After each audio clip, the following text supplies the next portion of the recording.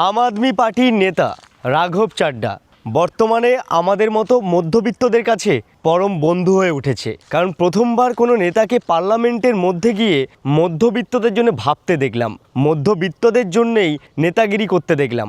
অর্থনীতি, শিক্ষা, ব্যবস্থাপনা সব কিছুকে নিয়েই তার একটাই গর্জন, তার একটাই কলরব, মধ্যবিত্তরা যেন ভালোভাবে এই দেশের মাটিতে বাঁচতে পারে, তারা যেন একটু ভালোভাবে খেতে পারে, ভালোভাবে চলাফেরা করতে পারে, ভালোভাবে শিক্ষা ব্যবস্থা গ্রহণ করতে পারে। তাই নিয়েই তার নেতাগিরি আমরা পার্লামেন্টে দেখতে পাই। তার বক্তৃতার মধ্যে মধ্যবিত্তদের জন্য গর্জন রয়েছে, ভালোবাসা রয়েছে, কলরব রয়েছে, প্রতিবাদ রয়েছে। আমরা সকলেই জানি এয়ারপোর্টের মধ্যে চা, বিস্কিট, সিঙ্গাড়া, জল সব কিছুই চড়া দামে কিনতে হয়, আর সেই দামকে কমিয়েছে কিন্তু এই রাঘব চাড্ডা। পার্লামেন্টের মধ্যে গিয়ে তিনি কিন্তু প্রতিবাদ জানিয়ে মধ্যবিত্তদের জন্য এই এয়ারপোর্টের খাবারের দাম কম করিয়েছে। তারপরে এই যে 10 মিনিটস ডেলিভারি যে সকল ওয়েবসাইটগুলো আছে সেগুলোর এগেনস্টে গিয়েও ডেলিভারি বয়দের জন্য কিন্তু ভেবে চিনতে একটা প্রতিবাদ জানিয়েছিল পার্লামেন্টের মধ্যে গিয়ে।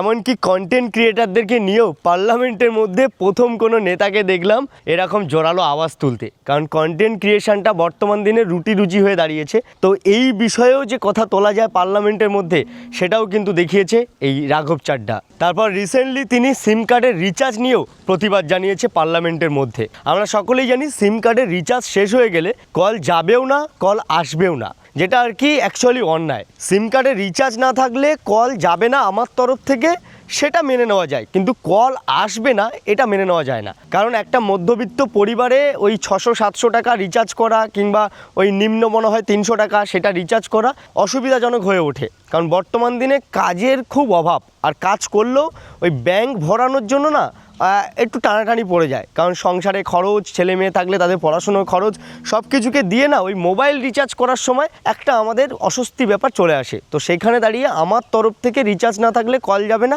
সেটা মেনে নেওয়া যায়, কিন্তু কল আসবে না এটা মেনে নেওয়া যায় না। তো এই বিষয়েও কিন্তু রাঘব চাড্ডা পার্লামেন্টের মধ্যে এই মধ্যবিত্তদের কথা ভেবে প্রতিবাদ জানিয়েছে, গর্জন করেছে, কলরব তুলেছে।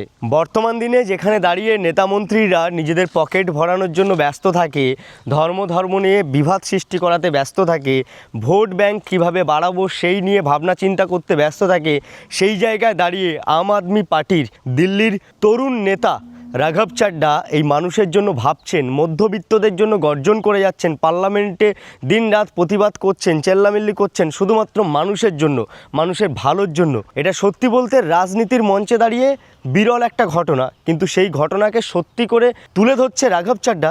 এর জন্য ওনাকে স্যালুট। আমাদের দেশের প্রতিটা রাজনৈতিক নেতামন্ত্রীরা যদি এই রাঘব চাড্ডার মতো হতো তাহলে এই দেশটাই পুরো পাল্টে যেত।